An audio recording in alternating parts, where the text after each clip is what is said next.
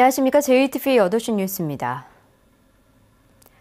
전주시가 땅값을 대신 내주기로 하고 정부의 직업훈련기관을 유치했습니다. 하지만 땅값 일부를 3년 가까이 주지 않아 수억 원을 낭비할 처지에 놓였습니다. 권대성 기자가 취재했습니다.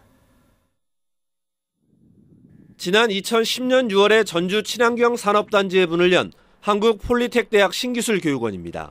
최첨단 장비를 갖춘 신기술 직업훈련 교육기관입니다.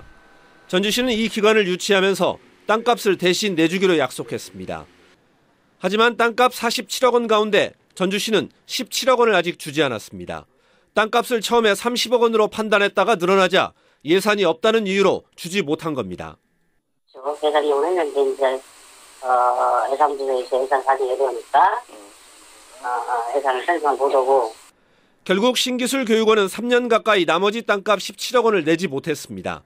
이러는 사이 내야 할 땅값은 24억 원으로 늘었습니다. 연체 이자만 잔금의 절반 가까운 7억 원까지 불어난 겁니다. 땅을 분양한 LH는 신기술교육원을 상대로 소송을 냈고 신기술교육원은 전주시의 약속 이행을 촉구하고 있습니다. 전주시는 소송 보조인으로 참가해 LH와 이자 감면 방안을 뒤늦게 협의할 계획입니다. 하지만 협의가 원만히 이뤄질지는 불투명합니다. 전주시가 공공기관 유치에 따른 약속을 지키는 데 미적거리는 사이 수억 원의 예산 낭비 위기를 자초했다는 지적을 받고 있습니다. JTBC 뉴스 권대성입니다. 전주 서부신시가지에서 무료로 운영되는 공영주차장들이 유료화됩니다. 전주시는 서부신시가지 교통 혼잡 지역의 주차 문제 해결을 위해 무료 공영주차장 4곳을 유료화하기로 하고 무인요금 수납기 공사에 들어갔습니다. 전주시는 또 내년까지 서부신시가지에 지하주차장 2곳을 추가로 만들 계획입니다. 전북 혁신도시의 다목적 체육관이 효자동에는 노인복지관이 신설됩니다.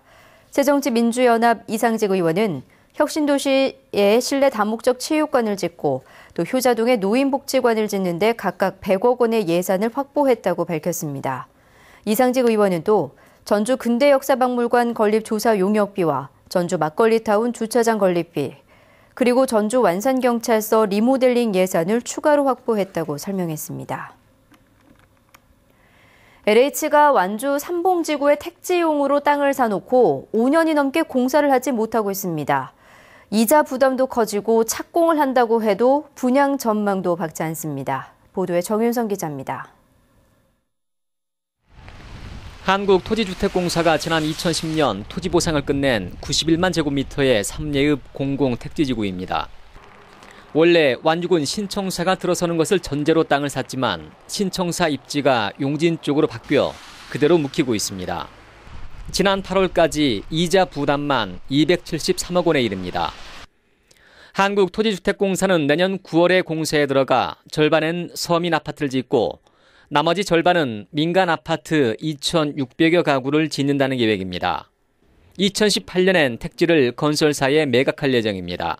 공공주택지구로 지구계획 변경을 승인을 받았습니다. 그리고 현재 조성공사에 대한 설계를 진행 중에 있고요. 2016년 9월에 착공할 계획으로 있습니다. 문제는 사업성입니다. 2017년 하반기부터 전북에서 올해 분양된 1만여 가구의 아파트 입주가 시작됩니다. 아파트 과잉 공급이라는 지적 속에 미분양이 예상되고 있습니다. 때문에 2018년에 아파트를 짓겠다고 건설사가 나서기는 쉽지 않습니다.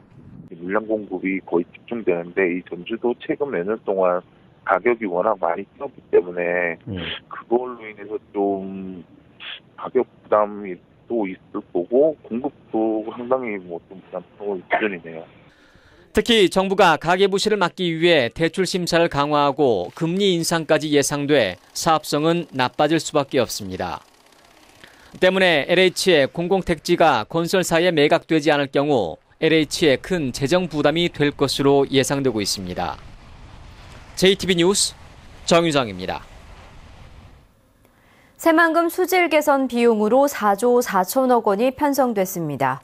전라북도는 2001년부터 10년 동안 1단계로 1조 5천억 원의 수질 개선 비용을 쓴 데 이어 2011년부터 2020년까지 2단계에서는 2조 9천억 원의 수질 개선 비용이 집행될 것이라고 밝혔습니다. 전라북도는 현재까지 집행된 예산의 83%가 하수관거 정비 같은 환경 기초시설이어서 새만금 수질에 큰 변화가 없었지만 앞으로 새만금 호내 수질 개선에 추가 예산이 투입되면 수질이 지금보다 나아질 것으로 기대하고 있습니다. 내년부터 운영될 전라북도의 문화관광재단과 국제교류센터가 검토 예산으로 분류됐습니다. 전북도의회 예산결산특별위원회는 문화관광재단 설립에 필요한 21억 원과 국제교류센터 운영에 들어갈 12억 원의 낭비성 예산은 없는지 꼼꼼히 따지겠다고 밝혔습니다. 또 17억 원의 도청 광장 정비와 12억 원의 전북 어린이 창의체험관 예산도 사업의 적정성을 살피기로 했습니다. 휴일인 오늘 구름 많고 낮 기온이 7도 안팎에 머물렀습니다. 제철을 맞은 미나리와 딸기 수확도 한창인데요. 반복되는 궂은 날씨 탓에 농민들의 표정이 밝지만은 않습니다. 정원희 기자입니다. 물이 허리춤까지 찬 논에서 미나리 수확이 한창입니다. 파릇파릇한 미나리를 뽑아 물에 헹군 뒤 차곡차곡 쌓습니다. 비닐하우스 안에서는 미나리를 다듬는 손길이 분주합니다. 쭉정이를 걸러내고 끈으로 한 묶음씩 단단히 동여맵니다. 올해는 흐린 날씨가 반복된 데다 안개까지 낀 날이 많아 작황이 썩 좋지 못합니다. 사람도 없지, 시세도 그렇지. 그러니 양걸로도 모든 것이 안 되는 거지. 거기다가 또 날씨 안 질라 잃어버리니까 작황이 안 좋지. 탐스럽게 익은 딸기가 주렁주렁 달렸습니다. 이른 아침부터 딸기를 따느라 허리를 펼 새가 없습니다. 바구니는 금세 새빨간 딸기들로 가득 찼습니다. 딸기 역시 궂은 날씨 탓에 지난해보다 수확량이 줄 것으로 예상됩니다. 농민은 본격적인 수확철까지 날씨가 좋아지기만을 기원합니다. 날씨가 좀 좋지. 예. 오늘 일단 날씨 해가 짧잖아. 햇빛이 좋아야 태양열을 받아야 딸기가 잘 되는 거니까. 전북은 오늘 구름이 많은 가운데 낮 기온이 7도 안팎에 머물렀습니다. 내일부터는 점차 기온이 올라 포근하겠지만 목요일과 금요일 사이에 한 차례 비가 올 것으로 예보됐습니다. JTB 뉴스 정원익입니다. 자치단체 청사의 주차장을 활용한 직거래 장터가 활성화될 것으로 보입니다. 국토교통부는 자치단체 부설 주차장의 사용 제한 규정 때문에 주차장을 직거래 장터로 활용하기 어렵다는 지적에 따라 주차장의 용도 변경을 허용해 직거래 장터를 열 수 있도록 하겠다고 밝혔습니다. 국토교통부는 내년 2월까지 주차장법 시행령을 개정할 계획입니다. 익산교육지원청이 공립단설유치원의 설립 여부를 앞두고 사립유치원 등의 의견 제출을 요구하고 내년 초 설립안을 제출하기로 했습니다. 익산교육지원청의 이런 요구는 시민들이 공립유치원 설립을 압도적으로 찬성했기 때문으로 오는 17일까지 사립유치원 등의 의견을 받을 예정입니다. 익산교육지원청은 검토를 거쳐 내년 1월 전북교육청에 공립단설유치원 설립안을 제출할 계획입니다. 국립종자원 전북지원이 오는 24일까지 시군 농업기술센터와 읍면동 주민센터를 통해 벼 보급종 종자 신청을 받습니다. 이번에 공급하는 종자는 신동진과 새누리, 운광 등 5개 품종입니다. 신청한 종자는 내년 1월 10일부터 지역 농협에서 받을 수 있습니다.